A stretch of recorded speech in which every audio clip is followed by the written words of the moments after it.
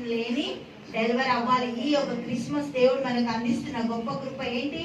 Pain relief delivery. దేవుడికి మహిమ కలుగును గాక. మరియమ్మకి ఇచ్చింది యేసుక్రీస్తు ప్రభు రావడానికి ఈ భూలోకానికి ఆమె గర్భం సరిపోలేదట. అయినప్పటికీ కూడా ఆయన ఒదిగుండట. ఎందుకో తెలుసా? నీకోసం, నా కోసం, నిన్ను నన్ను రక్షించడానికి, నిన్ను నన్ను పాపపు జీవితంలో నుంచి విమోచించడానికి, పాపపు బ్రతుకుల్లో నుంచి మనల్ని పవిత్రులుగా చేయడానికి, పరిశుద్ధ జీవితం మనం జీవించడానికి ఆయనంట మన కోసము పరమును విడిచి తల్లి గర్భంలో ఒదిగి నా జీవితాలు సరిచేయడానికి, నిన్ను నన్ను సమకూర్చడానికి, నీకు నాకు దరిద్రతలు ఉండకుండా పోవడానికి, నీ యొక్క జీవితంలో నా ఒక జీవితంలో ఆయన పని చేయడానికి దేవుడు ఇంత గొప్ప రక్షణ మనకు అనుగ్రహించడానికి పరలోకంలోనికి నీ దగ్గరికి, నా దగ్గరికి వచ్చిందంట. దేవుడికి మహిమ కలుగును గాక. 21వ వచనం చూద్దాం. యోహాను సువార్త 16వ అధ్యాయము 21వ వచనం. స్త్రీ ప్రసవించినప్పుడు ఆమె గడియ వచ్చెను కనుక ఆమె వేదన పడును. అయితే శిశువు పుట్టగానే లోకమందు నరుడొకడు పుట్టెనను సంతోషము చేత ఆమె ఆ వేదన మరి జ్ఞాపకమునకు చేసుకున్నదట. దేవుడికి స్తోత్రం, హల్లెలూయా. ఎప్పుడు కూడా జ్ఞాపకం చేసుకోలేని ఆ గొప్ప ప్రసవాన్ని దేవుడు ఆమెకు అనుగ్రహించిందంట. అదే దేవుడు మనము పడుతున్న బాధ, వేదన, ఇబ్బంది, ఎన్ని ప్రసవాలు పడుతున్నాం మనం? ప్రతిరోజు ప్రసవమే కదా. దేవునికి స్తోత్రం. యెషయా 9వ అధ్యాయము 1వ వచనం చూద్దాం.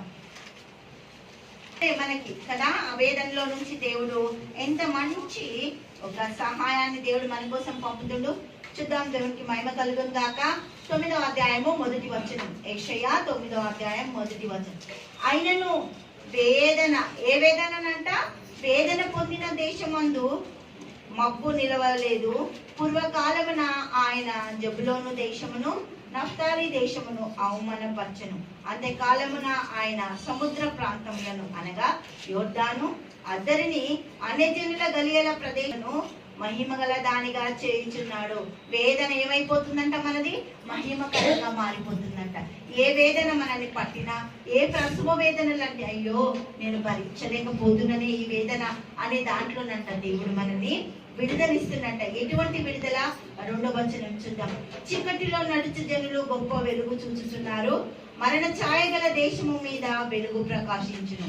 నీవు జనములను విస్తరింపజేయుచున్నావు, వారి పరచుచున్నావు. కొంతకాలమున మనుషులు సంతోషించినట్లు, దోపుడు సొమ్ము పంచుకొని వారు సంతోషించినట్లు వారు నీ సన్నిధిని సంతోషించుదురు. దేవునికి మహిమ కలుగును గాక.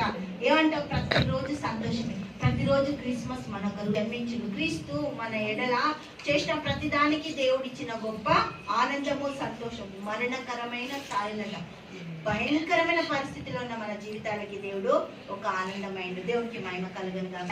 వందనాలు, స్తోత్రాలు. గొప్పది, అద్భుతకరుడా, ఆశ్చర్యకరుడా, మీకే స్తుతులు, స్తోత్రాలు చెల్లిస్తున్నాం. ప్రతి కుటుంబాన్ని దీవించండి, ఆశీర్వదించండి, మీ దయను అనుగ్రహించండి, మీ అద్భుతాలతో, ఆశ్చర్యకారాలతో నడిపిస్తున్న దేవా మీకే కృతజ్ఞతలు చెల్లిస్తూ యేసుక్రీస్తు నామంలో ప్రార్థిస్తున్నాం. ఆమేన్.